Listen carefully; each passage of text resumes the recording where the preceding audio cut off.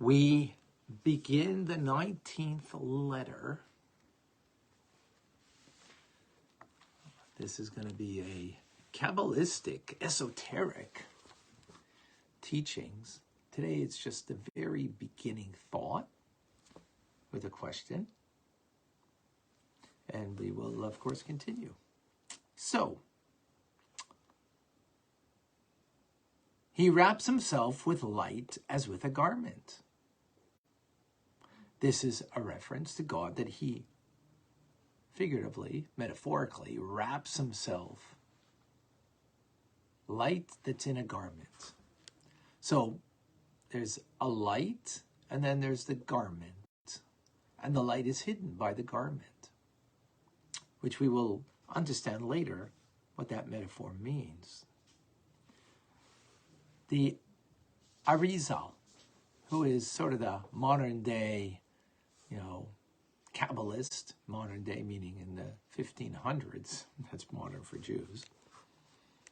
So he states about Moses, Moshe Rabbeinu, that he did not apprehend in godliness with his mind, with his soul, was not able to apprehend the inward and most profound levels of supernal chachma, the supernal wisdom of God, which in Kabbalistic literature is called Abba d'Atzilus. Abba means father, actually. Father of Atzilus, Abba, so it's in reference to chachma, because it is the seed or the seed of intelligence, of divine intelligence. So he wasn't able to apprehend the innermost profound levels of that divinity. All the more so he wasn't able to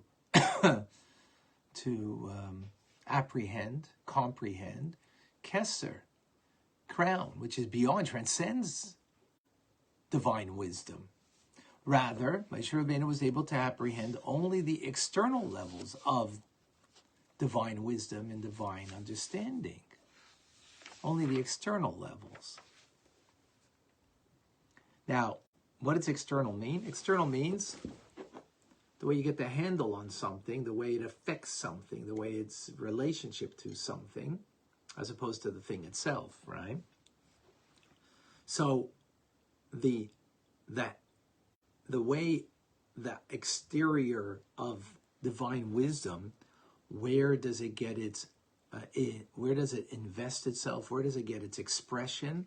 Is when it goes down into the 7 emotions, the 7 which are called Zerampin, small faces, meaning that just as in the human dimension, intelligence is meant to clothe itself, vest itself, inspire emotions. That's what's happening here. Right? It's vesting itself in inspiring divine emotions. And what are those divine emotions? Well, this is a mystical principle of the Torah itself, that God's divine wisdom, which is Torah, vests itself in the divine emotions, which the 2 basic emotions are chesed, kindness, and gvura, refrain, holding back, judgment. So chesed embraces, while gevura refrains, holds back. So in law, what does that mean? In adjudication, that which is on the right side, right? The divine wisdom as it enters and invests itself and becomes expressed through the divine emotion. So if it's expressing itself in the divine emotion of kindness, it means it embraces. That means it's kosher. That means it's valid. That means it's pure. As opposed to if the divine wisdom is vesting itself on the left side of gevura, which again means refrain, holding back, judgment. So therefore, it now gives rise in adjudication of Jewish law in not kosher, in invalid,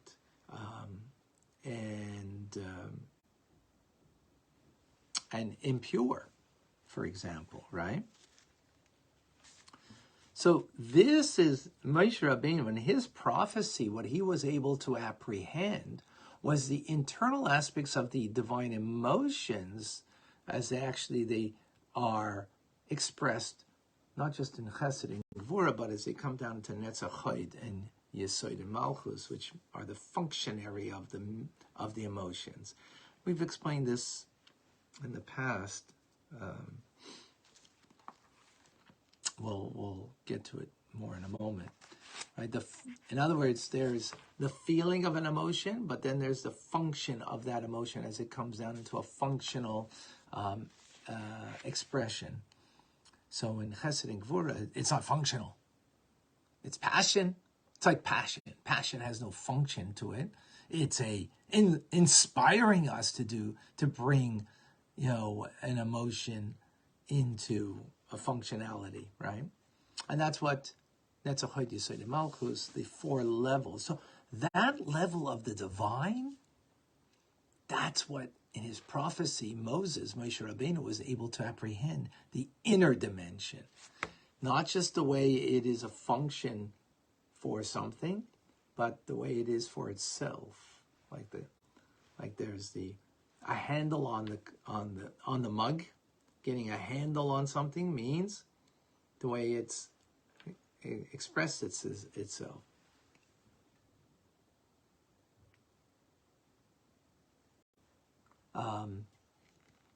But then there is the mug the way it is to itself. The thing the way it is to itself, not the way you get a handle on it. That's the inner dimension. So of this level, he was able to get the inner dimension of Netzach Chod Yesod and Malchus. In other words, he apprehended that. And what that means exactly, we're going to leave for the moment. As it unfolds, we'll see more on what this means. With this, then we can understand what God said to Moshe Rabbeinu. He said this in the book of Exodus. He says, you shall see my back. In Hebrew, tacharayim, meaning the external. Back is like the external. Acharayim means external. You're going to see the external of divinity, but my face you won't see, which face comes from the word pnimius, panim pnimius, which means inwardness. The inwardness, the way the divine is for itself, that you won't see. Like a human being, there is the way we portray ourselves to others, the way we express ourselves with people, with others, and then there's the way we are truly to ourselves, in our own thoughts, in our own feelings, the inwardness of us. So that's what we're talking about over here. So God says, you're not going to see the inwardness of me, but the external you will. So, in meaning the inwardness of his divine wisdom, of even the divine Chesed and Gvura, but he will have the inwardness of the lower functional aspects of the divine emotions, as we explained, right? Now comes the question. How can this make sense? This is teachings of the Arizal. See, now the Alter Rebbe is questioning the Arizal in the statement that he made. How do we understand this? Because Rabbi Isaac Luria, the Arizal, this great Kabbalist of the 15th century, he was able to apprehend more than Moses. And he even expounded on those themes of the inward dimension of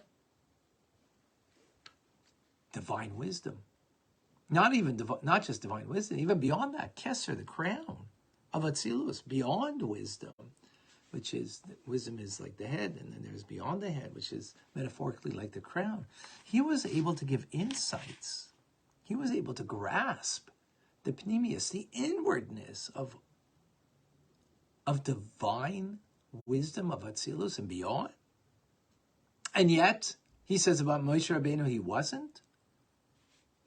How does that make sense when, after all, the Torah itself tells us in the book of, actually it'll be forthcoming Torah portion, that there is no prophet in the Jewish people, or no prophet in Israel like Moses, like Moshe Rabbeinu. So if there's no prophet like him, how is it possible if he wasn't able to apprehend the inner dimensions of divine wisdom, the most profound levels of the divine, he wasn't able to, only the external. How's it possible that the Arizal was capable of that? And for that matter, other mystical and Kabbalistic teachers. How's that possible? And with that, we conclude today's class.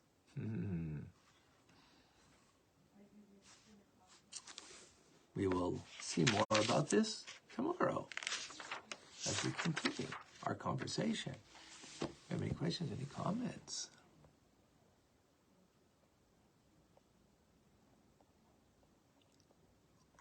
Two question marks before you ask a question.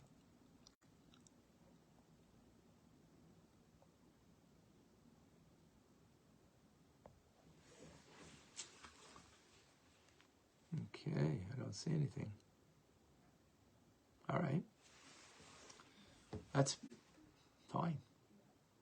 I have a question. Oh, go ahead. Please, Vilma. So it's my understanding that the emotions, the seven divine emotions that you said, express themselves in a way that's different. Like, can you go a little bit more into that? Because from what I understand of what you said, is that everyone has these emotions in different measures, and they express themselves differently in different souls.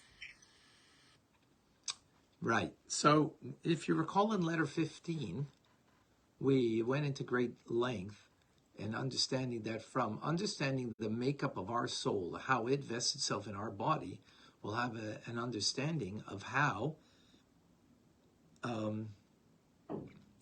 God's attributes vest themselves within creation. That's what we spoke about there. So, but that was coming from, understanding ourselves. We can know something about God. Here, that's even a much more profound. It's not through understanding ourselves, but it's through understanding divinity itself. So, on its own terms, rather than through a metaphor of me and my soul within me, it's direct. That's what the great mystics and the great prophets were able to apprehend of the divine. Now, what are they apprehending? As we explained, the seven emotions. So, and the three parts of intellect. Again, we have that in powers of our soul, and through that, understanding the way we have it in us, we can appreciate somewhat the way it is in the divine order of things, right? But, so let's understand we have emotions. The emotions are, again, I'm just going to say it in English now, and briefly, kindness, indiscriminate giving, that's what kindness is. Gevura, which means strength meaning to hold back from giving. Why are you holding back? Because a judgment is being made, as opposed to kindness is without any judgment. Yeah, right? Then there's a judgment. Maybe, you don't give the ice cream before dinner to the child. That's a judgment. That's, that's strength, to hold back from not giving. Kids cry, wants, right? You have to need strength for that.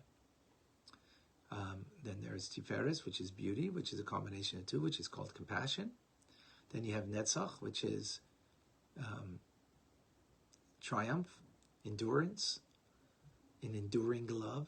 It's an extension, it's the right foot, the extension of the right hand, which is kindness prompted by love.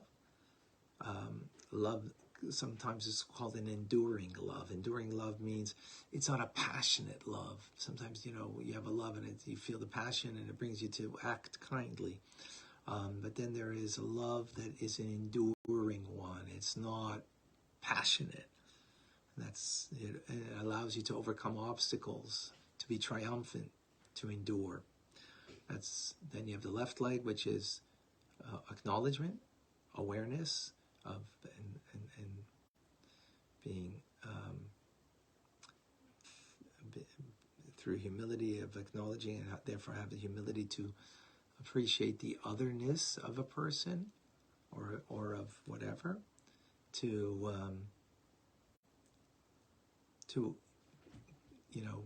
give them what they need. Then you have Yesod, which is foundation. Foundation is connection. That's foundational, is to connect. Connect because this is your child that you're connecting to. This is your student you're connecting to, whoever it is, right? You're connecting.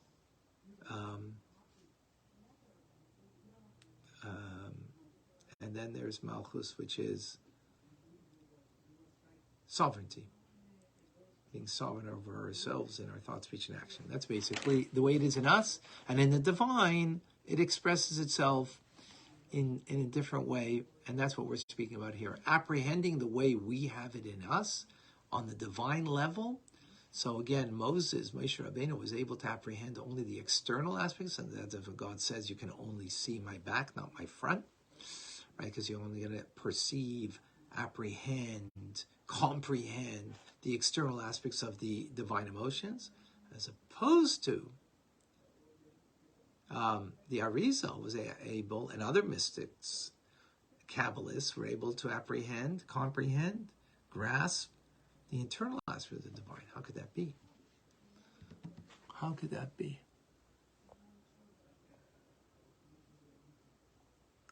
Okay, Darren has a question. Anger of Gevurah is... anger is a corruption of Gevurah.